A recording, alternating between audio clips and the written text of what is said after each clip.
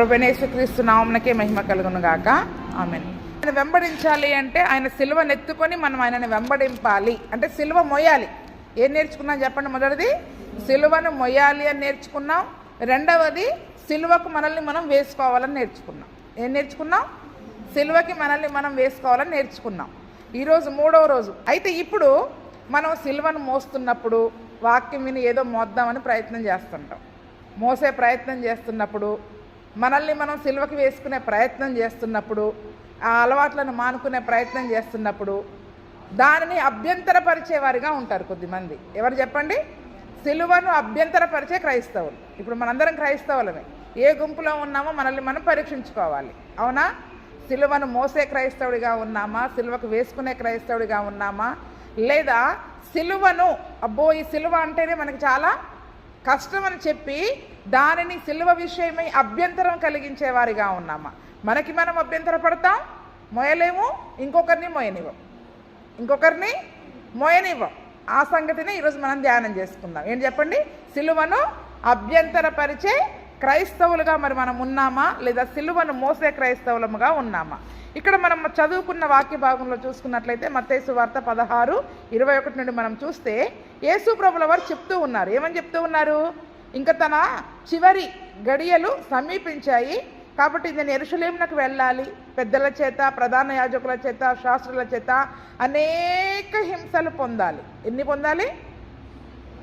అనేకమైన హింసలు పొందడానికి మరి నేను వెళ్ళాలి, హింసలు పొందుతాను, అంతేకాదు వాళ్ళు నన్ను చంపేస్తారు, చంపబడతాను, మూడవ దినమున నేను లేచుట అగత్యమని యేసు ప్రభు తన శిష్యులకు తెలియచేయ మొదలుపెట్టారు.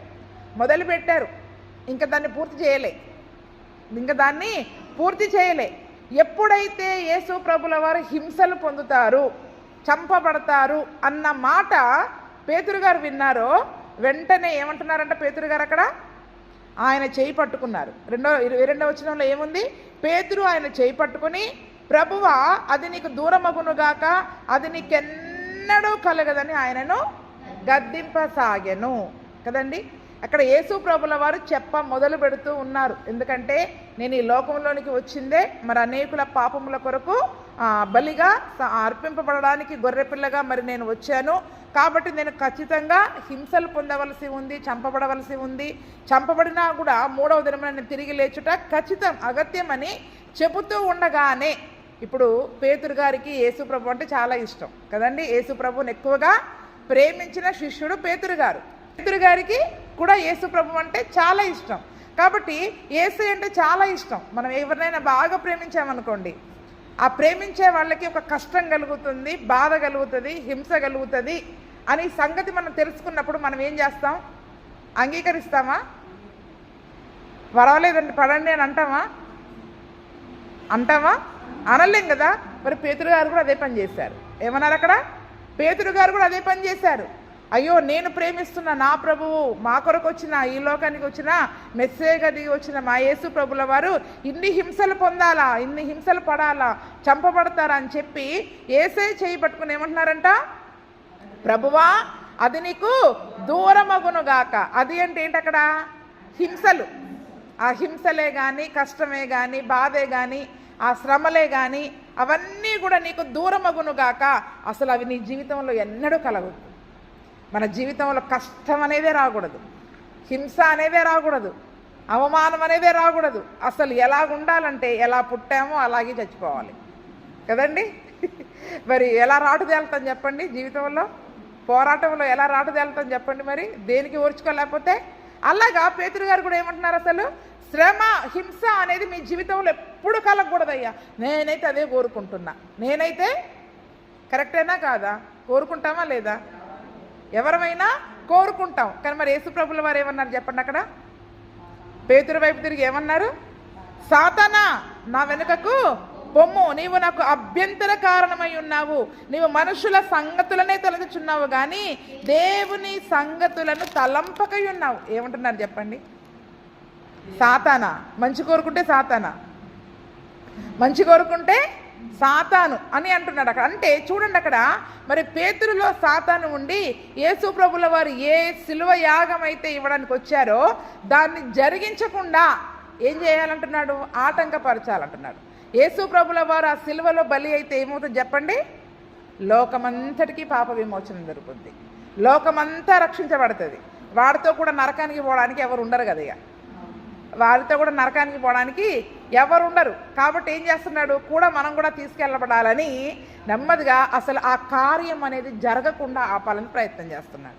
అంటే అక్కడ యేసు ప్రభు యొక్క సిలువ బలియాగానికే అపవాది ఏం చేశాడు చెప్పండి? జరగకుండా తనను ప్రేమించిన వాళ్ళ ద్వారా. ఎవరి ద్వారా? మళ్ళీ బయట వాళ్ళ ద్వారా కాదు.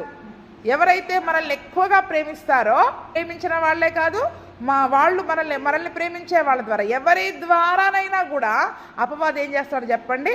మనకి అభ్యంతరాలు కలగజేస్తాడు. బయటి వాళ్ళ ద్వారా కలగచేయడు, మనల్ని ప్రేమించిన వాళ్ళ ద్వారానే కలగజేస్తాడు. మనము ప్రేమించే వాళ్ళ ద్వారా కూడా కలగజేస్తాడు మనకి. మనము దానిని గ్రహించగలగాల, దానిని గ్రహించగలిగే వారిగా ఉండాలి. కాబట్టి ఏమంటున్నాడు అక్కడ? సాతానా, నా వెనుకకు పొమ్ము, నీవు నాకు అభ్యంతర కారణమై ఉన్నావు. నేను ఏ పని కొరకైతే ఈ లోకానికి వచ్చానో ఆ పని చేయడానికి వీలు లేకుండా ఏం చేస్తున్నాడు ఇక్కడ? పేతురు ఏం చేస్తున్నాడు? అభ్యంతర పరుస్తున్నాడు. చేయి గట్టిగా పట్టేసుకున్నాడు. ఏంటి? చేయి గట్టిగా పట్టేసుకొని, ప్రభువా అసలు అది నీ జీవితంలో జరగడానికి వీలు, అది నీకు దూరమగునుగాక అని యేసు ప్రభు చేయి పట్టుకొని, ఇంకా సిలువ అనేది యేసు ప్రభు జీవితంలో జరగకూడదు అని అక్కడ యేసు ప్రభుని ప్రేమించినట్టుగా మరి అక్కడ ప్రవర్తిస్తూ ఉన్నాడు. కానీ యేసు ప్రభుల వారు అంటున్నాడు, సాతానా, నా వెనుకకి పో, నీవు నాకు అభ్యంతర కారణమై ఉన్నావు. ఏంటంట? నీవు నాకు అభ్యంతర కారణమై ఉన్నావు. నేను వచ్చిందే ఆ పని కొరకు. నేను ఈ లోకానికి వచ్చిందే మనుషులందరి పాపాలకి ప్రతిగా, విమోచన క్రయధనముగా నా రక్తాన్ని చెల్లించడానికి నేను ఈ లోకానికి వచ్చా. దాన్ని జరగనివ్వకుండా నువ్వు నాకు అభ్యంతరంగా ఉన్నావు అని అక్కడ చెప్తూ ఉండి, అంతే. ఇంకా ఏమంటున్నారు? నీవు మనుషుల సంగతులనే తలచుచున్నావు కానీ దేవుని సంగతులను తలంపక ఉన్నావని పేతురుతోటి చెప్పాను. అంటే ఇప్పుడు పేతురులో ఏ ఆత్మ పనిచేస్తుంది? దురాత్మ ఎంతసేపు ఎలాగ ఆలోచిస్తుంది చెప్పండి? ఈ లోకానుసారంగానే ఆలోచిస్తుంది, మనుషులు ఆలోచించినట్లుగానే. అందుకనే మన మనుష్యాత్మతో మనం ఎందుకు ఉండకూడదు అనేది మాటికి ఎందుకు చెప్తాం? మన శరీరం చెప్పిన మాట మనం ఎందుకు ఉండకూడదు? ఈ శరీరం ద్వారా అపవాది మనల్ని మోసగించే అవకాశం ఉంటుంది. ఈ శరీర సంబంధమైన మనుషాత్మ ద్వారా అపవాది మనల్ని మోసగించే ప్రయత్నం చేస్తాడు.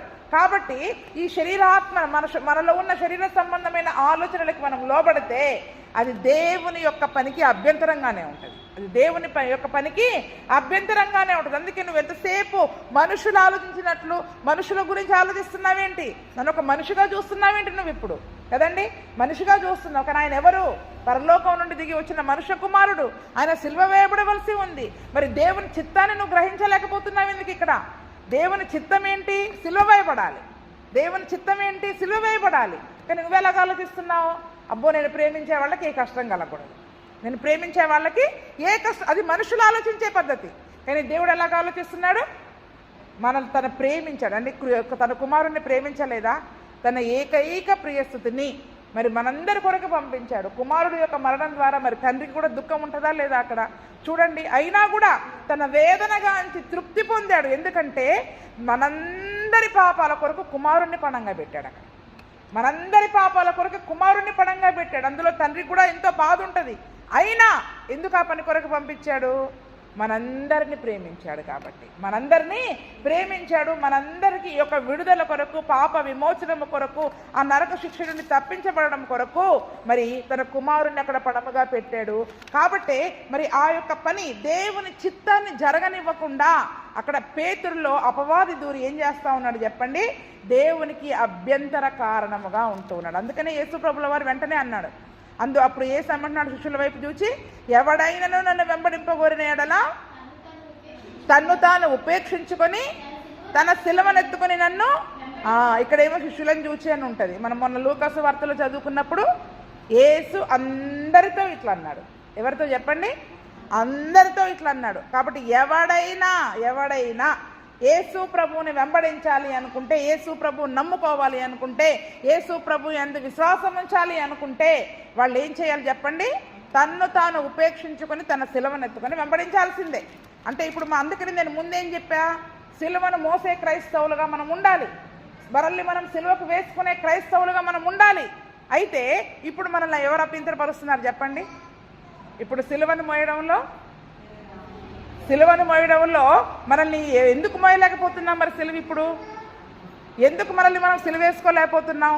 మనకి కూడా కొన్ని అభ్యంతరాలు వస్తున్నాయా లేదా ఇప్పుడు కదండి? ఆ దినమున పేతురు అంటే తనను ఎంతో ప్రేమించిన మరి ఆ యొక్క పేతురు ద్వారా ఆ యొక్క అభ్యంతరం అనేది వచ్చింది. ఈరోజు మన జీవితంలో కూడా మనం ప్రేమించిన మన శరీరం ద్వారా రావచ్చు, మనం ప్రేమించిన మన బంధువుల ద్వారా, మన కుటుంబం ద్వారా కూడా ఈ అభ్యంతరాలు వస్తూ ఉంటాయి. అంతేకాదు మనం వారి ద్వారా మనకి కలగవచ్చు, లేదా క్రైస్తవులుగా ఉన్న వారే ఇంకొకరికి దాని యొక్క వాక్యపు గ్రహింపు అర్థం కాకుండా, దేవుని చిత్తం తెలుసుకోకుండా ఈ యొక్క సిలువని మోయడం ఎందుకు, సిలువకు వేసుకోవడం ఎందుకు అని అభ్యంతరపరిచేవారిగా ఉంటారు. ఎందుకంటే సిలువ అంటే ఏంటి చెప్పండి? అవమానం. సిలువ అంటే అవమానం. సిలువ మోసుకుని వెళ్తుంటే ఎలా ఉంటుంది? ఒక చెక్క సిలువ మోసుకుని వెళ్ళండి వీధిలో, చూసేవాళ్ళు ఏమనుకుంటారు? చూసేవాళ్ళు ఏదైనా పని చేయాలంటే యేసు ప్రభు కొరకు సువార్త చెప్పడానికి సిగ్గుపడుతున్నారు. ఇప్పుడు సొంత వాళ్ళకు సువార్త చెప్పడానికి సిగ్గుపడుతున్నాం. ఎందుకు? ఏమనుకుంటారు ఏంటి చెప్పండి? అది మనలోనే అభ్యంతరం అనేది మొదలైపోతా ఉంది అక్కడ. అంటే సిలువ అనే ఒక అవమానకరమైన ఆ పనిని చేయడానికి మనం దాన్ని ఒక అవమానంగా భావిస్తున్నాం. సిలువ మోయాలంటే ఏం చేస్తున్నాం చెప్పండి? ఇప్పుడు అవమానంగా భావిస్తున్నాం. యేసు ప్రభు కొరకు నిందలు పడాలంటే, ఒక మాట పడాలంటే, ఒక విమర్శ మనం పొందుకోవాలంటే, ఒక వెలివేత, ఒక తిరస్కారాన్ని మనం పొందుకోవాలంటే దాన్ని ఎంతో అవమానంగా భావిస్తున్నాం. మనం ఎలా భావిస్తున్నాం చెప్పండి? ఎంతో అవమానంగా భావిస్తే అబ్బో సిలువ మోస్తే ఏమేమి వస్తాయి? ఇప్పుడు ఈ నిందలు పడాలి, అవమానాలు పడాలి, మాటలు పడాలి, తిరస్కారాలు పొందుకోవాలి, కులం నుండి వెలివేయబడాలి, ఎన్నో లోకంలో సమస్యలు ఉన్నాయి. లోకంలో ఉన్నాం కదా, ఈ సిలువ మోస్తే ఇవన్నీ పడాలి అని మనం ఏం చేస్తున్నాం? సిలువను మోయలేకపోతున్నాం. సిలువను మోయలేక పక్కన పెట్టేస్తున్నాం. మరి యేసు ప్రభుల వారు ఏం చేశారండి? హెబ్రీలకు రాసిన పత్రికలో 12వ అధ్యాయంలో ఏమంటాడు? తన ఎదుట ఉంచబడిన ఆనందము కొరకై ఆయన సిలువ అవమానంను నిర్లక్ష్య పెట్టి సిలువను మోసాడంట. దేని కొరకు? తన ఎదుట ఉంచబడిన ఆ పరలోక రాజు సంబంధమైన ఆనందము కొరకు ఈ అవమానాన్ని నిర్లక్ష్య పెట్టేశాడు. ఆయన అవమానాన్ని నిర్లక్ష్య పెట్టాడు. మనందరికీ కూడా తన సిలువ ద్వారా ఆ పరలోక రాజ్యం లభిస్తుంది అన్న ఆ ఆనందం కొరకు అవమానాన్ని నిర్లక్ష్య పెట్టి దానిని సంతోషముగా సహించి భరించాడు. ఈరోజు మనం అవమానాన్ని నిర్లక్ష్య పెడుతున్నామా? అవమానాన్ని నిర్లక్ష్య పెట్టేవారిగా ఉంటున్నామా? ఒక అవమానం కలిగింది, ఎవరి ద్వారానో మనకు ఒక అవమానం కలిగింది. యేసు ప్రభువు నమ్ముకున్నందుకు, లేదా వాళ్ళ దగ్గరికి వెళ్ళనందుకు, ఏమీ మనం తిననందుకు అవమానం కలిగింది. వాళ్ళు ఏవో 4 మాటలు అన్నారు. మనల్ని అంటారా? అనరా? ఏదో ఒకటి మనల్ని అంటారు. మనం ఏం చేస్తాం? ఓర్చుకుంటాం. వెంటనే ఇంకో క్రైస్తవులు వస్తారు. ఏమంటారు? ఇంకో క్రైస్తవుడే వస్తాడు. బయట వాళ్ళ సంగతి మనకు అవసరం లేదు. ఇంకో క్రైస్తవుడే వచ్చి ఏమంటారు చెప్పండి? వెళితే అయిపోయేది కదా, ఎందుకు ఇన్ని మాటలు పడాలి? లోకంలో ఉన్నాం కదా. రేపు చచ్చిపోతే ఎవరు వచ్చేది చెప్పండి? రేపు చచ్చిపోతే ఎవరు వచ్చేది? రేపు కష్టం వస్తే ఎవరు వచ్చేది? రేపు అప్పులు కావాలంటే ఎవరు ఇచ్చేది? వాళ్ళే ఇస్తారు కదా. దేవుడు ఏం చేయడు. ఇంక దేవుడు ఎందుకు చెప్పండి? మరిగా మన అవసరాలు ఏమి దేవుడు తీర్చడు కదా. వెళితే అయిపోయేది కదా, ఎందుకు అవమానం పడాలి? ఇప్పుడు ఏం చేస్తున్నారు వీళ్ళు? ఇవి ఏదో అవమానాన్ని సహించుకుందామని దాన్ని మోసుకునే ప్రయత్నం చేసేటప్పుడు ఇంకో క్రైస్తవులు వచ్చి ఏం చేస్తున్నారు చెప్పండి? అభ్యంతరపరుస్తూ ఉంటాం. ఎందుకు అవమానం భరించాలి? ఎందుకు నింద భరించాలి? ఎందుకు మాట పడాలి?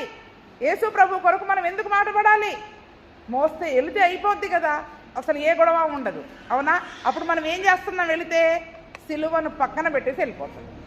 సిలువను మోయడం ఆపేసి మనము వాళ్ళ కొరకు అక్కడికి వెళ్ళే ప్రయత్నం చేస్తూ ఉన్నాం, కానీ ఆ సిలువను మోసే ప్రయత్నం చేయట్లేదు. అందుకనే లూకా సువార్తలో కూడా అంటాడు యేసు ప్రభుల వారు, ఈ సిలువను మోసుకొని ఎవడైనా నన్ను వెంబడింపని ఎడల వాడు నాకు శిష్యుడు కానే కాడంట. ఏమండి, ఈ దినమున మరి యేసు ప్రభు యొక్క శిష్యులముగా మరి మనం ఉండాలి. ఆయననే మనందరి కొరకు తన అవమానాన్ని నిర్లక్ష్య పెట్టాడు, నిందలని తిరస్కారాన్ని నిర్లక్ష్య పెట్టి సిలువను మోసినప్పుడు ఈరోజు లోకములో కలిగే అవమానాల కొరకు, నిందల కొరకు, ఆ మాటల కొరకు, ఆ తిరస్కారాలు ఎదురైతాయని మనము భయపడి సిలువను మోయకుండా, మనల్ని మనం సిలువ వేసుకోకుండా ఉంటే ఎప్పటికీ యేసు ప్రభు శిష్యులము కాలే. ఈ దినమున మనకి యేసు ప్రభు నమ్ముకున్నందుకు ఒక కష్టము, ఒక నింద, ఒక అవమానము అనేది వస్తూ ఉంటే దేని గురించి ఆలోచిస్తున్నాం? మనుష్య సంగతులనే ఆలోచిస్తున్నాం. మరి యేసే సిలువమయమన్నాడు కదా, అవమానపడమన్నాడు కదా. నా నామము నిమిత్తము మీరు అనేకమైన హింసలు పొందుకుంటారని ఉందా లేదా? మత్తయి సువార్త 5వ అధ్యాయం 11, 12. నీతి నిమిత్తము హింసించబడు వారు ధన్యులు, పరలోక రాజ్యము వారిది. నా నిమిత్తము జనులు మిమ్మల్ని నిందించి హింసించి మీ మీద అబద్ధముగా చెడ్డ మాటలలో పలుకున్నప్పుడు మీరు ధన్యులు, సంతోషించి ఆనందించండి, పరలోకమందు మీ ఫలము అధికమగును. ఇలాగున వారు మీకు పూర్వమందుండిన ప్రవక్తలను హింసించిరి. ఏమంటున్నారు ఇక్కడ? నీతి కొరకు, దేవుని కొరకు. దేవుడే నీతి, యేసే నీతి. కాబట్టి యేసు ప్రభువు కొరకు హింసించబడు వారు ధన్యులు. ఈ లోకంలో మనల్ని ఒక మాట అంటే అన్నివ్వండి, తిడితే తిట్టనివ్వండి, రాలేదని అనుకుంటే అనుకోనివ్వండి, ఏం అనుకున్నా మనకి పర్వాలేదు. ఆ సిలువను మోయాలి. మనం ఏం చేయాలి చెప్పండి? ఎవరి కొరకు? యేసు ప్రభు కొరకు. ఎందుకు? ఆయన మన కొరకు మోసాడా లేదా? ఏమండి, యేసు ప్రభు మోసిన సిలువ ఎక్కువ ఉంటుందా, ఈ సిలువ ఎక్కువ ఉంటుందా? మనకి ఇదే బరువు అనిపిస్తుంది. అసలు ఆయన మోసిన సిలువను మోస్తే మనకు అర్థమయ్యేది. ఆయన మోసిన సిలువను మనం మోస్తే అప్పుడు మనకి ఏది భారమో అనిపించేది. ఇప్పుడు మనకి ఇది భారం అనిపించేసి ఏం చేస్తున్నాం? ఈ సిలువను పక్కన పెట్టేసి లోకంలోనికి వెళ్ళిపోయి ఆ హింస పడడానికి ఇష్టపడకుండా లోకంలో కలిసిపోతూ ఉన్నాం. అందుకనే యేసుప్రభుల వారు చెప్తూ ఉన్నారు, మనుష్య కుమారుడు అనేక హింసలు పొందాలి. ఈరోజు యేసుప్రభును వెంబడించే మనము కూడా ఆయన కొరకు నీతి నిమిత్తము హింసించబడు వారముగా ఉండాలి. ఆయన అంటున్నాడు, హింసించబడు వారు ధన్యులు. కొత్త నిబంధనలో ఉన్న దీవెనలు ఏంటంటే ఇవే. మత్తయి సువార్త 5వ అధ్యాయంలో ఇచ్చినవి అన్ని దీవెనలే ఇవి. ధన్యులు అంటే ఏంటి చెప్పండి? బ్లెస్డ్, ఆశీర్వదించబడిన వారు. దేవుని యొక్క ఆశీర్వాదం మనకు ఉంటుంది. అంతేకాదు పరలోక రాజ్యం వారిది. ఎవరిదట చెప్పండి? ఇప్పుడు ఏం చేస్తున్నాం? ఈ హింస పడకుండా మనం అభ్యంతరపరిచేవారిగా ఉంటే, అభ్యంతర పడేవారిగా ఉంటే దేన్ని పోగొట్టుకుంటున్నాం చెప్పండి? దేన్ని పోగొట్టుకుంటున్నాం? అర్థమవుతుంది అసలు మనకి? రక్షణ పొందితే పరలోకం అన్నారు కదా, మమ్మల్ని ఇదేంటి? నీతి నిమిత్తం కూడా హింసించబడాలి. రక్షణ పొందిన తరువాత యేసు ప్రభువు నామము నిమిత్తము ఒక నింద అయినా అవమానమైన హింస అయినా పడడానికి మనం సిద్ధపడి ఆ సిలువను మోసినట్లయితేనే పరలోక రాజ్యానికి మనం వెళతాం. పరలోక రాజ్యానికి మరి మనము వెళ్ళేవారిగా ఉంటాం. నా నిమిత్తము జనులు మిమ్మును ఏం చేస్తారు? నిందిస్తారు. నిందిస్తారు. యేసు ప్రభువు నమ్ముకున్నందుకు నిందిస్తారు. నిందలు పడాలి. ఏం చేయాలి? అమ్మో అంటే పడకూడదు అనుకుని వాళ్ళతో మనం కలిసిపోయామనుకోండి, పడకూడదు అనుకుని మనం వాళ్ళు చెప్పిన మాట విన్నామనుకోండి, ఇంకా మనం సిలువ మోస్తున్నట్ట, పక్కన పెడుతున్నట్ట, మనల్ని మనం సిలువకి వేసుకుంటున్నట్ట, ఏసైని మళ్ళీ సిలువేస్తున్నట్ట. మళ్ళీ ఆయన సిలువేస్తున్నాం, మోయవలసిన సిలువను పక్కన పెడుతున్నాం. ఇంకా పరలోకం ఎక్కడి నుంచి వస్తుంది మనకి? ఇప్పుడు ఇంకా పరలోకం ఎక్కడి నుంచి వస్తుంది? నా నిమిత్తము జనులు మిమ్మల్ని ఏం చేస్తారు? నిందిస్తారు, హింసిస్తారు. నింద కంటే హింస ఇంకా గొప్పగా ఉంటుంది. హింస అంటే ఏంటంటే హింస పెడతారు, కష్టపడతారు. క్రైస్తవులకి క్రైస్తవులని చాలా చులకనగా చూస్తుంది లోకం. ఏం చెప్పండి? క్రైస్తవులు అంటే ఏదో కులం తక్కువ వాళ్ళు అన్నట్టు చాలా లోకంగా చూస్తుంది. ఈ లోకంలో ఉన్న కులాలే పెద్ద కులాలు అన్నట్టుగా క్రైస్తవులని చులకనగా చూస్తుంది. హింసిస్తారా లేదా? అన్ని రకాలుగా చులకనగా చూస్తారు. కానీ నేను ఇంతకు మొన్న ఏం చెప్పాను? అన్ని కులాల కంటే పెద్ద కులం క్రైస్తవ కులం. ఏం చెప్పండి? ఎందుకంటే మనం దేవుని కొరకైన యాజకులం, ఆయనను సేవించే సేవకులం, ఆయన రాజ్యము కొరకై సిద్ధపడుతున్న సైనికులం. మనమందరం కూడా సైనికులం, యాజకులం, ఇలా చెప్పుకుంటూ పోతే చాలా కులాలు ఉన్నాయి మనకి. చూడండి, ఈరోజు మరి దేవుని నామము నిమిత్తం మనము హింస పడలేము, నిందపడలేము. అంతేకాదు మీ మీద అబద్ధముగా చెడ్డ మాటలు కూడా చెప్తారు. ఏం చెప్పండి? అబద్ధముగా చెప్తారు. మన పైన మనం అనని అబద్ధాలు ప్రచారం అవుతాయి, చెడ్డ మాటలు ప్రచారంలో వస్తాయి. ఊరుకుంటామా? 10 మందిని పోగేసి వాళ్ళకి వ్యతిరేకంగా లేపుతాం. యేసయ్య అదే చేశాడు కదా, మరి మనం ఎందుకు చేస్తున్నామమ్మా? యేసుప్రభు అదే చేశాడుగా.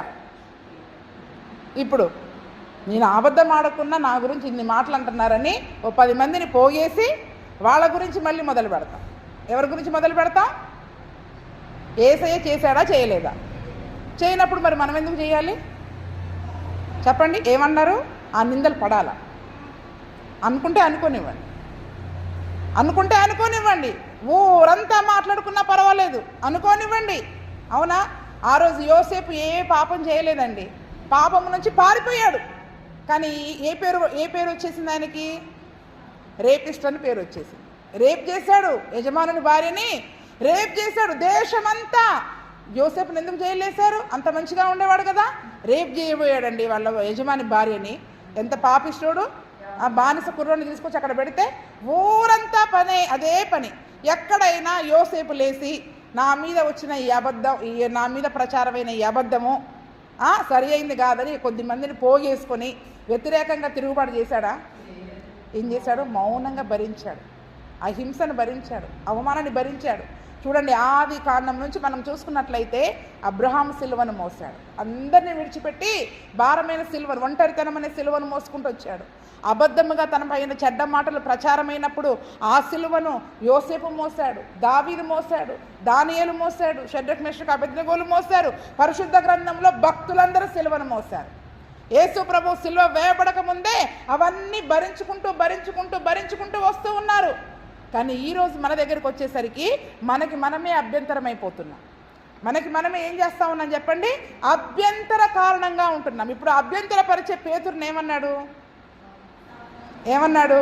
అంటే, ఇప్పుడు ఈ అభ్యంతరపరిచే వాళ్ళని ఏమనాలి చెప్పండి? ఇప్పుడు మనం ఒకవేళ మన హృదయంలోనే ఆలోచన పుట్టింది అనుకోండి, ఎందుకు పడాలి, ఎందుకు మొయ్యాలి, ఇప్పుడు ఎవరు పని చేస్తున్నట్టు అనుకోవాలి? అనుకున్నామా ఎప్పుడైనా సాతానే అని? అసలు అనుకున్నామా ఇంతవరకు? అనుకోలే. కానీ ఎంతసేపు ఎందుకు పడాలి అనేది ఆలోచిస్తాం. కానీ నేను ఇది మొయ్యాలి, నా యేసే నా కొరకు మోసాడు, యేసు ప్రభు కొరకు నా పైన 100 మంది అబద్ధాలు ఆడుకోనివ్వండి, ఊరంతా మాట్లాడుకోనివ్వండి, దేశమంతా ప్రచారం కానివ్వండి, బ్యానర్లు వేసుకోండి, టీవీలలో చెప్పుకోనివ్వండి, నాకే సమస్య లేదు. ఎందుకంటే నా పక్షముగా నా యొక్క హృదయాన్ని ఎరిగిన దేవుడు ఉన్నాడు అని ఒంటరిగా నీతి కొరకు నిలబడగలిగిన వారమే ఈరోజు. కానీ 10 మందిని పోగేసుకొని మన యొక్క నిజాలని రుజువు చేసుకునే అవసరం మనకు లేదు. క్రైస్తవులకి అవసరం లేదు. మొన్న ఆ మధ్యలో ఒక సేవకుని పైన ఒక వ్యక్తి, ఆయన కూడా ఇంకొక సేవకుడే, భయంకరమైన మాటలు చెప్పాడు. భయంకరమైన మాటలు మాట్లాడి వీడియోలు పెట్టేశారు. పైన ఇంకొక సేవకుడు వీడియో పెట్టాడు. అప్పుడు ఈ సేవకుడు, నిజంగా నేను పేరు చెప్పను, ఏమన్నాడు తెలుసా?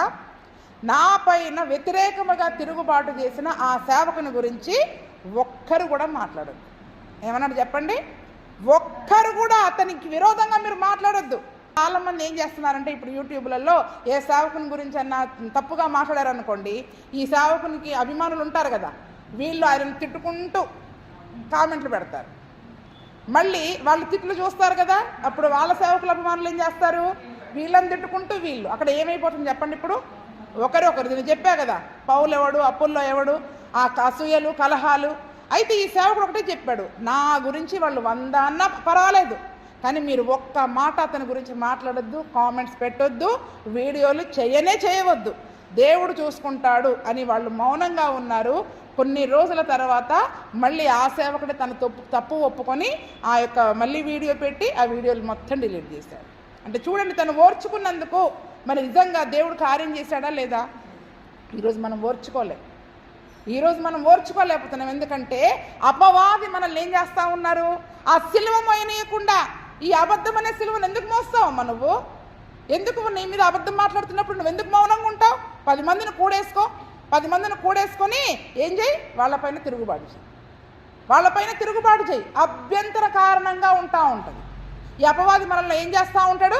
సిలువను మోయనివ్వకుండా, లేదా అటువంటి వచ్చిన ఆ అవమానాన్ని మనం ఏం చేయనివ్వకుండా, భరించనివ్వకుండా, దాన్ని నిర్లక్ష్య పెట్టనివ్వకుండా, కొన్ని విడిచిపెట్టేద్దామంటే విడిచిపెట్టనిస్తుందా? ఈ శరీరం విడిచిపెట్టనివ్వదు. అంటే చూడండి, ఇవన్నీ కూడా మన శరీర సంబంధమైన ఈ కోరికలు మనల్ని ఏం చేస్తూ ఉంటుంది? కోపాన్ని, అసూయని రేపేసి తిరుగుబాటుని ప్రేరేపించేదిగా ఉండి సిలువను మోయనివ్వకుండా చేస్తూ ఉంటుంది. సిలువకు మనల్ని మనం వేసుకొనివ్వకుండా, దాన్ని సహించనివ్వకుండా మనకి అభ్యంతర కారణంగా ఉంటుంది. కొన్నిసార్లు మన సొంత శరీరమే ఉండవచ్చు. అప్పుడు మనల్ని అభ్యంతరపరిచినప్పుడు మనం వెంటనే అనాలి, నేను మొయ్యాలి కదా, దీన్ని ఎందుకు మొయ్యనివ్వద్దని చెప్తా ఉంది? ఎందుకు తిరుగుబాటు చేయమని చెప్తా ఉంది? ఒక మాట మన గురించి ఏదైనా వాక్యంలో మనకు వచ్చినప్పుడు వెంటనే ఏమనుకుంటాం మన హృదయంలో? ఈరోజు నా గురించే చెప్పారు, ఇంత మాట అనాలా, అంత మాట అనాలా? కానీ నిజానికి మనం ఏం చేయాలి? వాక్యానికి లోబడాలి. కానీ లోబడకుండా హృదయంలో నుంచి ఇంకో ఆలోచన వచ్చింది అనుకోండి, అప్పుడు అది ఎవరి ఆలోచన అంటే ఈ వాక్యానికి లోబడనివ్వకుండా అపవాది నిన్నేం చేస్తున్నాడు, అభ్యంతరపరుస్తూ ఉన్నాడు. సిలువను మోయనివ్వకుండా అభ్యంతరపరుస్తూ ఉంటాడు, సిలువకు వేసుకొనివ్వకుండా అభ్యంతరపరుస్తూ ఉంటాడు. అసలు క్రైస్తవులముగా యేసు ప్రభువుని వెంబడించనివ్వకుండా ఎక్కడో ఒక చోట మనల్ని ఆటంకపరిచి బలహీనం చేసేసి, వాడికి కూడా కావాలి కదా వెళ్ళడానికి నరకానికి, పరలోక రాజ్యం వెళ్ళనివ్వకుండా అభ్యంతరపరిచేవాడిగా ఉంటున్నారు. కాబట్టి చూడండి, ఈ దినమున తను ప్రేమించిన సొంత పేతురునే మరి దేవుడు అక్కడ సాతానా అన్నాడు. మరి పేతురు గారు ఎంత నొచ్చుకోవాలి చెప్పండి. మిమ్మల్ని మామూలుగా అంటే మీ విషయంలో ఏదైనా సమస్య ఉందమ్మా అని చెప్తేనే అంత బాధ. పొరపాటున మీలో అపవాదం ఉన్నాడని చెప్పామనుకోండి, అసలు ఇక మొహమే మాడిపోద్ది మనకి. చూడండి, ఎవరు అభ్యంతర పడతారో కూడా కొన్ని సంగతులు చదువుకుందాం. మత్తయి సువార్త 13:21.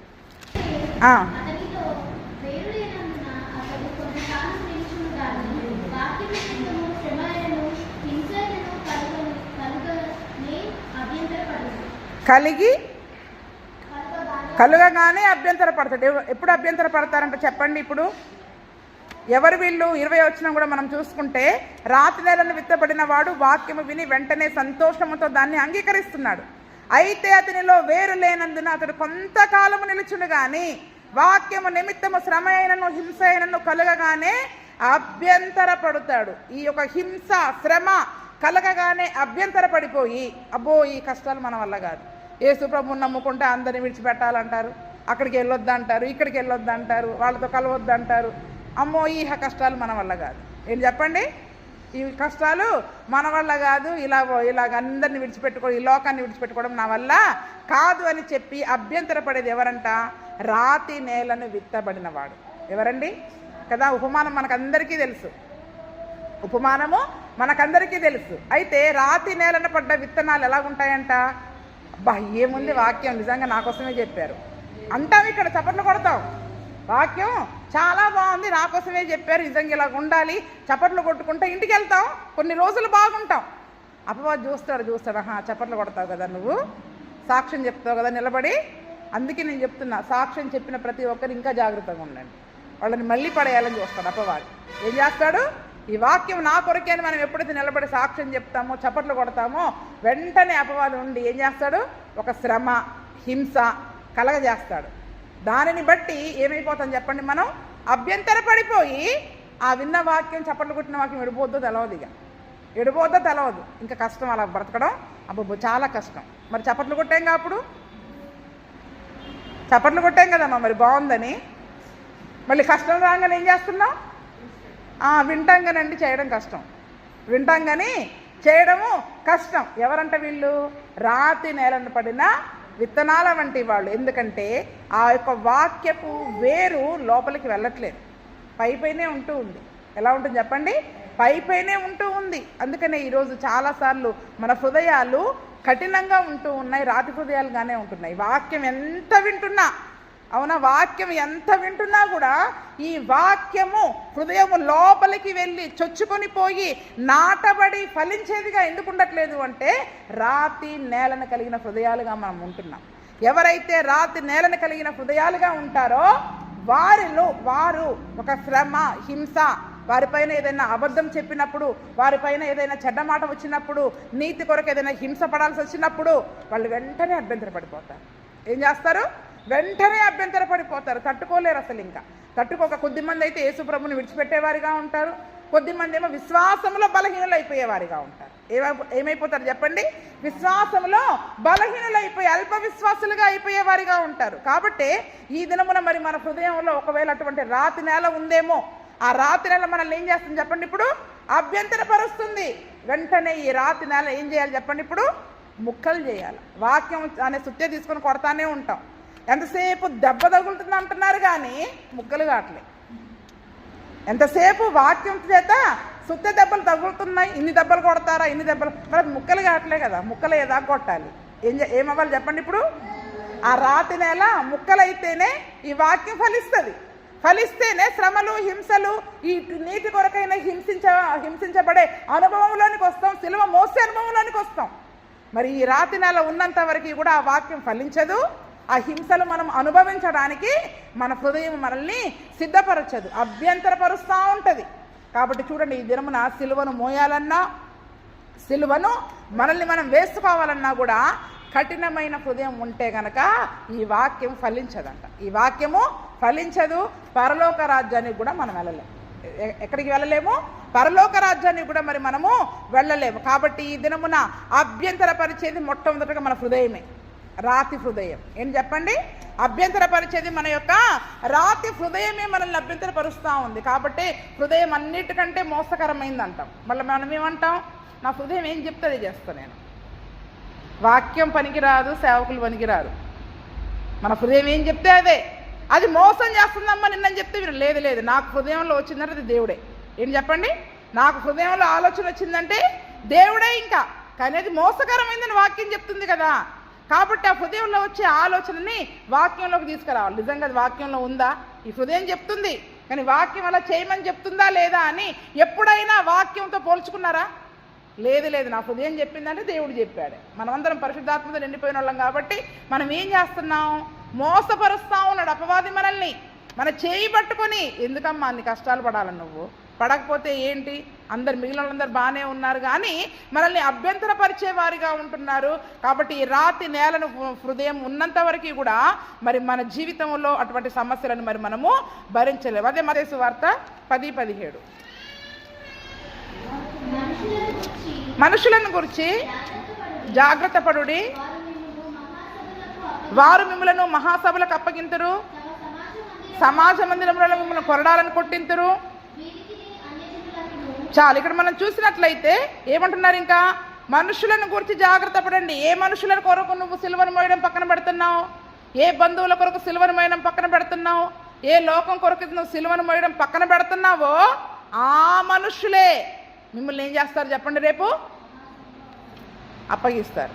ఇక్కడ క్రైస్తవులు ఎవరున్నారు? పోలీసు వాడు వస్తారు. మేము కాదండి, అదిగో వాళ్ళు. మరి వారి కొరకు నువ్వు సిలువను కూడా పక్కన పెట్టిపోయావు కదా. మరి రేపు మొన్న సిలువను కూడా మోయకుండా వారి కొరకు నువ్వు ఇంత త్యాగం చేసావు కదా. మరి వాళ్ళు ఏం చేస్తారంటే రేపు మనల్ని, ఇప్పుడు ఎవరు అభ్యంతర కారణంగా ఉంటారు? మన కుటుంబమే.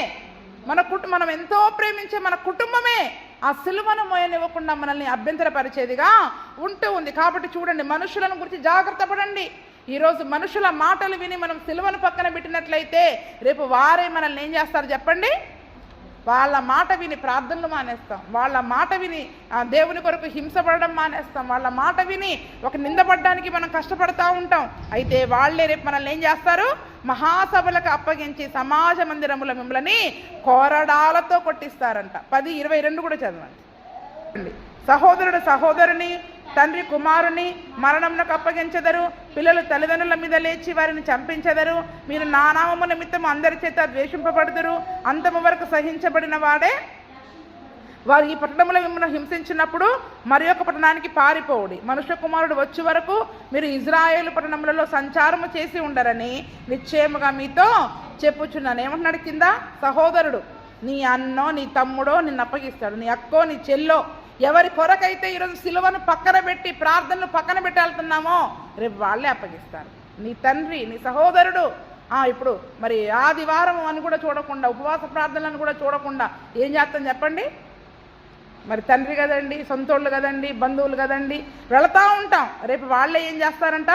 మరణానికి అప్పగిస్తారంట. కానీ చూడండి, వీళ్ళందరూ మన జీవితంలో సిలువను అభ్యంతరపరిచే వాళ్ళే, సిలువను మోసే సిలువను అభ్యంతరపరిచే వాళ్ళే.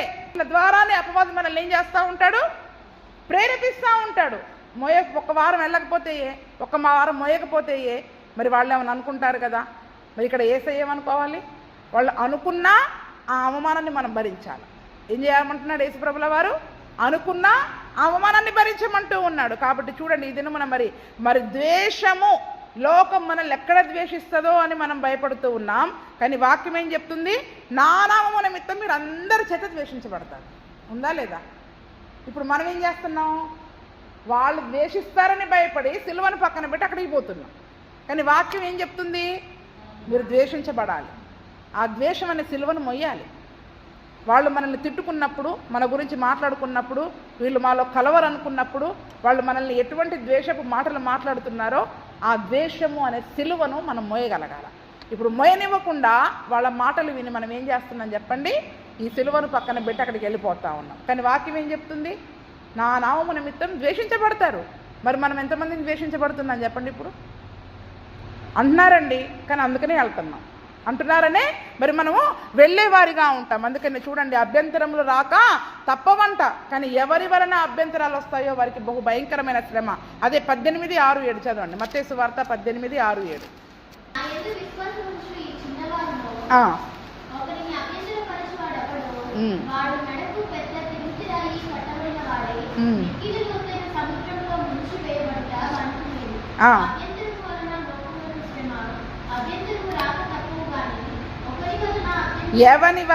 ఎవని వలన అభ్యంతరము వచ్చునో ఏమంటున్నారు చెప్పండి?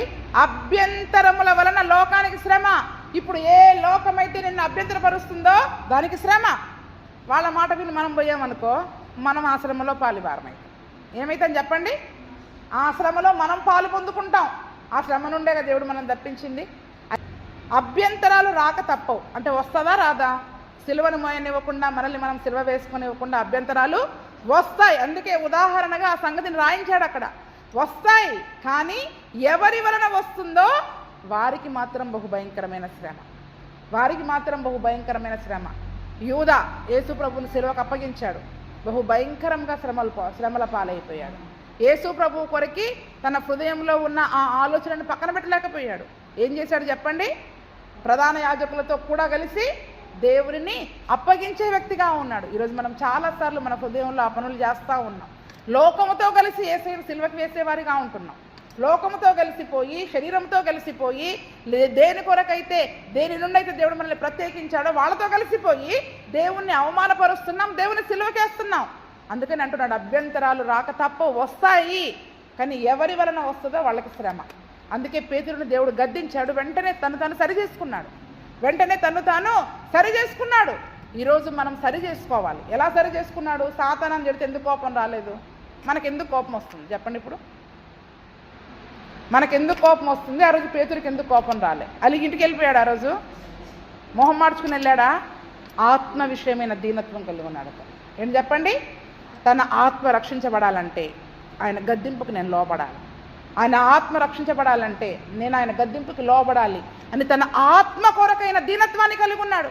ఏది చెప్పినా నా ఆత్మ రక్షణ కొరకు చెప్తూ ఉన్నారు కాబట్టి ఈ ఆత్మ రక్షణ కొరకు అయ్యా నేను లోబడతా, ఈ మాటకి లోబడతా, ఈ గద్దింపుకు లోబడతా, ఈ హెచ్చరికకి లోబడతా అని లోబడ్డాడు. కాబట్టి ఆ దినమున పేతురు పైన దేవుడు సంఘాన్ని కట్టాడు. దినమున మరి మనం ఆ రీతిగా లోబడే వారముగా ఉండాలి.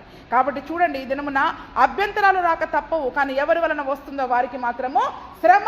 ఇస్కరియోతు యూదా తను తాను మార్చుకోలేకపోయాడు. తన పాపముల విషయమైన ప్రాయచిత్తాన్ని పొందుకోలేకపోయాడు. కాబట్టి శ్రమల పాలైపోయాడు. సిలువను మోసుకుంటూ సాగుతున్నామా? యాత్రికులం కదా మరి మనం. ఆ యాత్రికులంగా మనం సిలువను మోసుకుంటూ వెళ్ళేటప్పుడు వాళ్ళు ఏం చేస్తారు? ఎంతసేపు మొత్తం అమ్మ రా, కాసేపు ఇక్కడ కూర్చో ముచ్చట్లు పెట్ట అంటారు. మనం ఏం చేయాలి? లేదు, ఆ పని అపవిత్రములైన ముసలమ్మ ముచ్చట్లే కానీ ఆ యొక్క లోకానుసారమైన పరిస్థితులే కానీ మన జీవితంలో చేయడానికి వీలు లేదు. అందుకనే చూడండి, అభ్యంతరాలు వస్తాయి, కానీ అభ్యంతరాలు కలిగించే వారికి శ్రమలు కూడా కలుగుతాయి. 6వ వచనంలో చూడండి, నా యందు విశ్వాసం ఉంచు ఈ చిన్నవారిలో ఒకరిని అభ్యంతరపరచువాడెవడో వాడు మెడకి పెద్ద తిరగటి రాయి కట్టబడిన వాడై మిక్కిలి లోతైన సముద్రంలో ముంచివేయబడుట వానికి మేలు. అంటే దేవుడి దృష్టిలో ఈ అభ్యంతరం కలిగించే వాళ్ళని దేవుడు ఏమని పోలుస్తున్నాడు చెప్పండి? ఎవరి గురించైనా, ఎవరి విశ్వాసానికి సంబంధించైనా మనమైనా వారిని అంత విశ్వాసం చేయకపోతే అంత భక్తి చేయకపోతే సేవకులను అంత గౌరవించకపోతే అన్ని కానుకలు ఇవ్వకపోతే ప్రతిదాన్ని ఏం చేస్తూ ఉంటాం చెప్పండి? అభ్యంతరపరుస్తూ ఉంటాం. ఈ అభ్యంతరపరిచే వారిని దేవుడు ఏమంటున్నాడు? వీడిని ఎటువంటి వారితో పోల్చాడంటే వాడి మెడకు ఒక పెద్ద రాయి కట్టి సముద్రంలో పడేస్తే, వాడి మెడకు పెద్ద రాయి వేసి బండరాయి వేసేసి, ఎందుకు బండరాయి వేయకపోతే ఏమవుతాడు? మళ్ళీ పైకి వస్తాడుగా, పైకి రావద్దు ఇంకెన్నడూ. వాడు సముద్రంలో ముంచివేయబడాలి వాడు. ఎందుకంటే అటువంటి వాడు ఉండకూడదు అసలు. అటువంటి వాడు ఉండకపోయినా మంచిదే, కానీ మనం ఏం చేస్తాం? కరెక్టే కదా, నువ్వు చెప్పావు కదా, అట్లాగే చేస్తాలే ఇప్పటి నుండి అని ఎప్పుడైతే మనం విన్నామా వాడికి శ్రమ, మనకి శ్రమ. వాడికి శ్రమ, మనకి శ్రమ. కాబట్టి చూడండి, ప్రతి మాటను వినడానికి కాదు, మనం నిందలు పడాలి, అవమానాలు పడాలి, యేసు ప్రభు కొరకు హింసలు పడాలి. అవి పడినప్పుడే యేసు ప్రభు కొరకు మనం సిలువను మోసేవారిగా ఉంటాం. కాబట్టి అభ్యంతరం కలిగించేవారిగా ఉండొద్దు. మీకు మీరు అభ్యంతరాలు ఎవరైనా కలిగించినా దానికి లోబడేవారిగా ఉండొద్దు. అంతేకాకుండా మీరు కూడా ఎవరి విశ్వాసాన్ని బట్టి ఎవరిని కూడా మనము అభ్యంతరం కలిగించొద్దు. ప్రతిదానికి ఒకరి విశ్వాసాన్ని బట్టి ఏదో చేయాలనుకుంటారు. మనకి నోరాగదు కదా. నోరాగకుండా మనం ఏమంటాం? అలా చేయకపోతే ఎందుకు చేయాలి అని వెంటనే ఏమంటాం చెప్పండి? ఆమె ఇలా చేస్తున్నాగా, అది ఆమె విశ్వాసం అమ్మా, ఆమె చేసుకుంటుంది. నీ విశ్వాసం ఎంత ఉంటే నీ విశ్వాసాన్ని బట్టి నువ్వు చేసుకో. ఎవరి శక్తి సామర్థ్యాలను బట్టి వాళ్ళు భక్తులు చేసుకోండి, దేవునికి ఇష్టమైనట్టుగా జీవించండి. కానీ నేను ఇలా ఉన్నాను కదా, నేను ఎట్లా నరకానికి పోతా, ఆమెను ఎందుకు పోనీయాలా? ఎవరిది ఇప్పుడు? అపవాది. ఏం చెప్పండి? అపవాది ఏం చేస్తూ ఉంటాడు? కూడా తీసుకెళ్లే ప్రయత్నం చేస్తూ ఉంటాడు. అందుకని వాక్యం వైపు మరి మనము చూసేవారిగా ఉండాలి. రోమా 8వ అధ్యాయము 5, 8 వచనాలు. 8వ అధ్యాయం 5వ వచనం. శరీరానుసారులు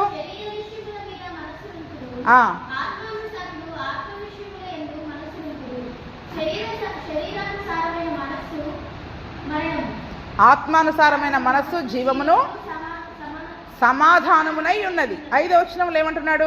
శరీరానుసారులు శరీర విషయముల మీద మనసు ఉంచుతారు, ఆత్మానుసారులు ఆత్మ విషయముల మీద మనసు ఉంచుతారు. ఇప్పుడు మన శరీరాన్ని సిల్వ వేసుకోలేదనుకోండి, శరీరాన్ని సిల్వ వేయలేదనుకోండి, అప్పుడు మన మనసు అంతా ఎక్కడ ఉంటుంది? లోకం శరీరం మీదే ఉంటుంది, అది చెప్పే మాటల మీదే ఉంటుంది. లోకానికి సిల్వ వేయలేదనుకోండి, మన మనసు అంతా ఎక్కడ ఉంటుంది? లోకం మీదనే ఉంటుంది మన మనసు అంతా. వాటిని సిలువ వేస్తే అసలు మన ఆలోచనలు అటు పోనే పోవు. అయితే ఇప్పుడు ఈ యొక్క శరీరము ఈ సిలువను మోసే దానిపైన ఈ శరీరము కానీ లోకం కానీ దృష్టి పెట్టదు. మనస్సు మన మనస్సు శరీరం పైన లోకం పైన ఉన్నంత వరకు ఈ సిలువను మోయాలనిపిస్తుందా? ఈ లోకంలో ఉన్న సుఖాలు, భోగాలు, సంతోషాలు, ఆర్భాటాలు, విందులు, వినోదాలు వీటి మీదనే సంతోషిస్తూ ఉంటుంది. యేసు ప్రభు కొరకు ఇక్కడ హింసలు పొందాలి, అవమానాలు పొందాలి, చెడ్డ మాటలు పొందాలి. మరి ఇవన్నీ భరించాలంటే అసలు ఇది భరించాలన్న మనస్సే మనకి రాదంట. కాబట్టి ఈరోజు ఆ మనస్సు, అబ్బో నేను వీటిని భరించాలి, ఈ సిలువను మొయ్యాలి అనే మనస్సు మనకి రావటం లేదంటే ఇంకా మనం శరీరంలోనే ఉన్నాం, ఆత్మ సంబంధులుగా మార్చబడలా. అందుకని నిన్న కొరింథీయులకు రాసిన పత్రికలో ఏమంటాడు? వీళ్ళు అసూయ కలహాలు ఉండగా మీరు ఇంకా శరీర సంబంధమైన మనుషులు గారా, ప్రకృతి సంబంధమైన మనుషులు గారా అని మరి పౌలు అక్కడ హెచ్చరిస్తూ ఉన్నాడు. ఈరోజు మనము ఆత్మను పొందుకొని ఆత్మానుసారమైన వ్యక్తులుగా జీవిస్తే మన మనసంతా ఎక్కడుంటుందంట? నేను ఎలాగైనా ఈ సిలువను మోయాలి, నా సిలువను యేసే నా కొరకు మోసాడు. దాన్ని ప్రతిరోజు పొద్దున్న లేవగానే ఆ సిలువను మోయాలి, ఆ అవమానాన్ని మోయాలి, ఆ నిందను మోయాలి, ఆ చెడ్డ మాటలు మోయాలి, ఆ అబద్ధాన్ని మోయాలి అని దానిపైన ఉంటుంది. ఏడవం ఇంకా ఏం చెప్పండి? ఇంత అంటున్నారని కూర్చొని గంటలు ఏడవం ఇంకా. ఎందుకంటే సంతోషంగా సిలువను మోస్తాం. ఏమండి, యేసు ప్రభు అవన్నీ భరించుకుంటూ ఏడ్చుకుంటూ వెళ్ళారు ఆ సిలువను మోసుకొని. మరి ఈరోజు మనం ఎందుకు ఏడుస్తున్నాం?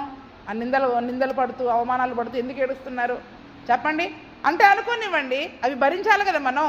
దాన్ని ఒక సిలువగా మనం ఎత్తుకొని మోసుకుంటూ వెళ్ళినట్లయితే మన మనసు దానిపైనే ఉంటుంది. ఈరోజు మనం ఆత్మానుసారంగా ఉన్నామా, శరీరానుసారంగా ఉన్నామా? మన మనస్సు మోయడానికి ఇష్టపడుతుందా, దింపడానికి ఇష్టపడుతుందా? అబ్బో దీన్ని నేను మోయలేను అంటుందా? అంటే అభ్యంతరపరిచేదిగా ఈ శరీరమే మనల్ని ఏం చేస్తుంది చెప్పండి? ఇప్పుడు అభ్యంతరపరిచేదిగా ఉంటుంది కాబట్టి మనల్ని మోయనివ్వట్లేదు. అందుకే శరీరాన్ని సిలువ వేసేయండి, శరీరాన్ని తీసి సిలువ వేసేవారిగా ఉండండి. అందుకని ఆత్మానుసారులు ఆత్మ విషయములపైన మనసు ఉంచుతారు. శరీరానుసారమైన మనస్సు మరణము, ఆత్మానుసారమైన మనస్సు ఏం చేస్తుంది? అందుకని ఈ శరీరానుసారమైన మనస్సు మనం కలిగి ఉంటే ఏం చేస్తామంటే చెప్పండి?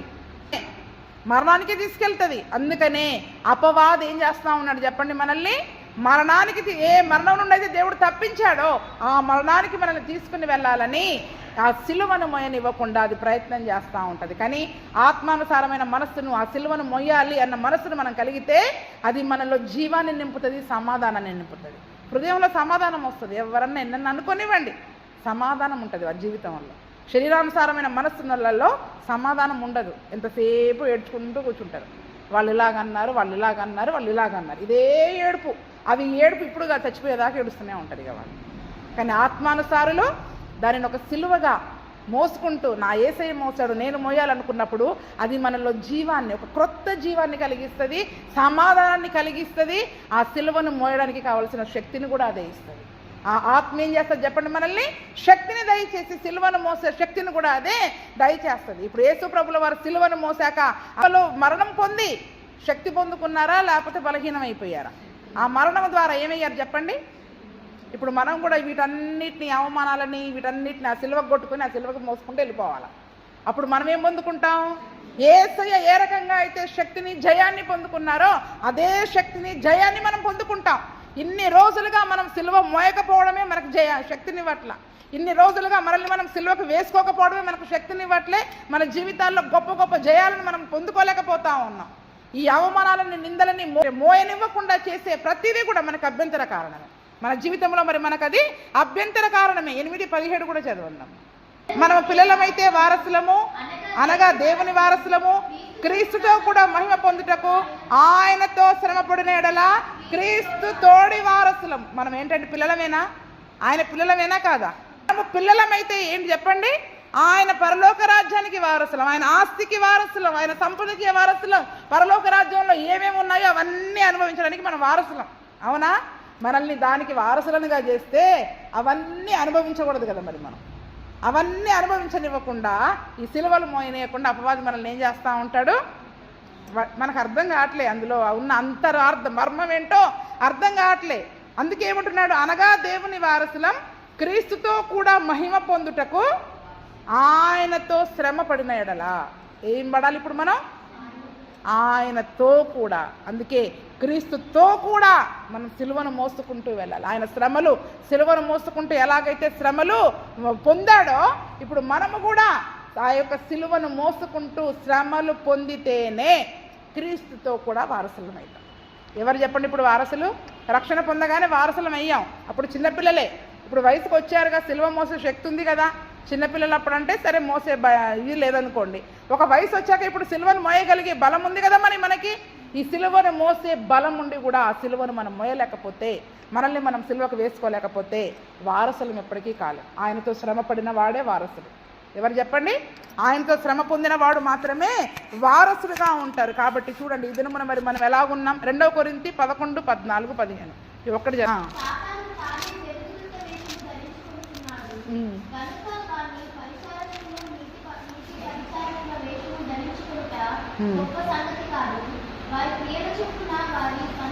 ఏంటంట? ఇది ఆశ్చర్యం కాదంట అసలు. ఇలా అభ్యంతరం రావడం అనేది పెద్దగా ఆశ్చర్యపడాల్సిన అవసరం లేదు. ఎందుకంటే ఆ రోజు పేతురులో ఉండే అపవాది ఏ రకంగా అయితే యేసు ప్రభుని అభ్యంతరపరిచాడో, ఆటంకపరిచాడో, ఇప్పుడు ఏం చేస్తూ ఉన్నాడంట అదే అపవాది? ఇప్పుడు తెల్లటి బట్టలు వేసుకొని వస్తున్నాడు. ఏ బట్టలు? మనకి తెల్లటి బట్టలు వేసుకొని కళ్ళలో కనపడగానే అబ్బా ఎవరు చెప్పండి? ఇప్పుడు వాడు అపవాదు దేవుడు ఎట్లా తెలుస్తుందమ్మా మీకు? తెల్లటి బట్టలు ఉంటే చాలు దేవుడే, తెల్లటి బట్టలు ఉంటే చాలు పరలోకమే. చూడండి, మోసపోవద్దు.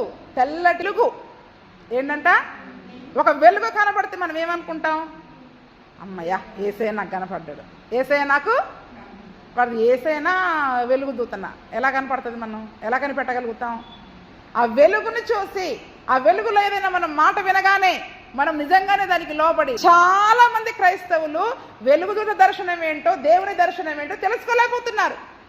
వాక్యంలో ఉన్నట్టు చెప్పేది దేవుని యొక్క దూత, దేవుని యొక్క వెలుగు. వాక్యానికి విరోధంగా నువ్వు ఈ కష్టం పడొద్దు, నువ్వు ఈ నిందపడొద్దు అని వాక్యానికి వ్యతిరేకముగా ఏది వచ్చి చెప్పినా అది వెలుగుదూతే. ఏం చెప్పండి? అది వెలుగుదూతే. కాబట్టి వారు చెప్పిన మాట బైబిల్లో ఉందా లేదా, ఆ రీతిగా చేయమని ఉందా లేదా ముందు మనం పరీక్షించుకోవాలి.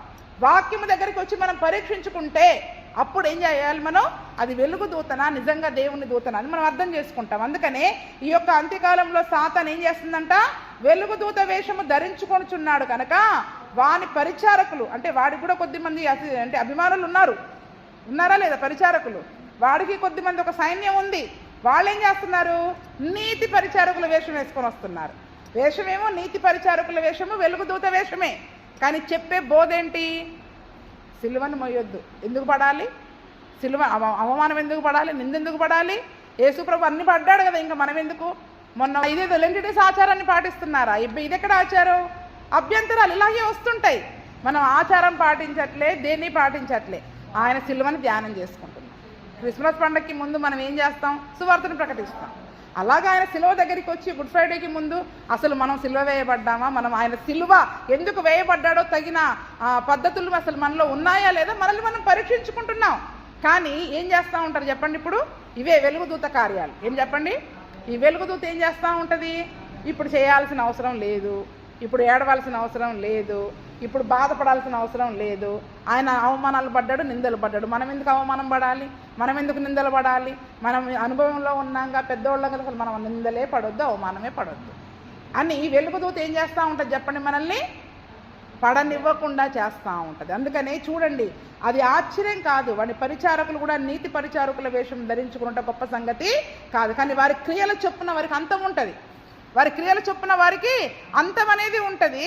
మరి వాడి మాటకి లోబడి మనం చేసామనుకో మన అంతం కూడా అలాగే ఉంటుంది. ఎలా ఉంటుంది చెప్పండి, మన అంతము కూడా అలాగే ఉంటుంది. కాబట్టి సిలువను మోస్తేనే మరి ఈరోజు మనం సిలువ శక్తిని పొందుకుంటాం, పరిశుద్ధతను నీతిని కలిగి ఉంటాం, సిలువలోని జయాలను మరి మనము పొందుకుంటాం. ఈరోజు అందరూ కూడా ఈ వాక్యాలు ఎందుకు చెప్పరు తెలుసా?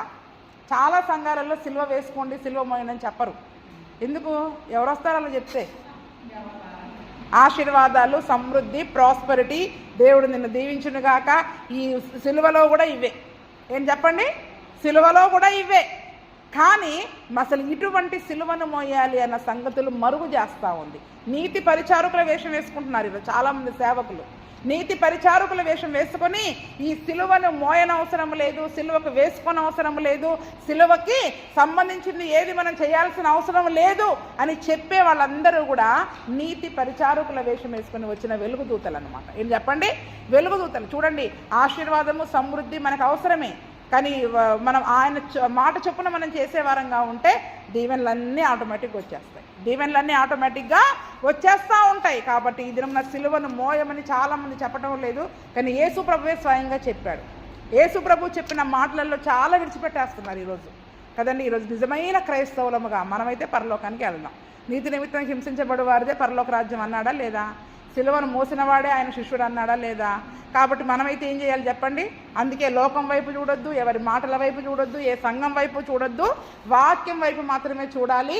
వాక్యం మోయమంటే మోయాలి, దించమంటే దించాలి, సిలువకు వేసుకోమంటే వేసుకోవాలి, ఎలా ఉండమంటే అలాగ మనల్ని మనము వాక్యానికి అనుగుణంగా మార్చుకుంటూ వెళ్తున్నట్లయితే మరి మనము దేవుని రాజ్యానికి వెళ్ళేవారిగా ఉంటాం. కాబట్టి చూడండి, మొట్టమొదటిగా మన రాతి హృదయం మనల్ని అభ్యంతరపరుస్తుంది, మన శరీరం మనల్ని అభ్యంతరపరుస్తుంది, మన హృదయం మనల్ని అభ్యంతరపరుస్తుంది, మన చుట్టూ మనల్ని ప్రేమించే వాళ్ళు మనల్ని అభ్యంతరపరుస్తారు.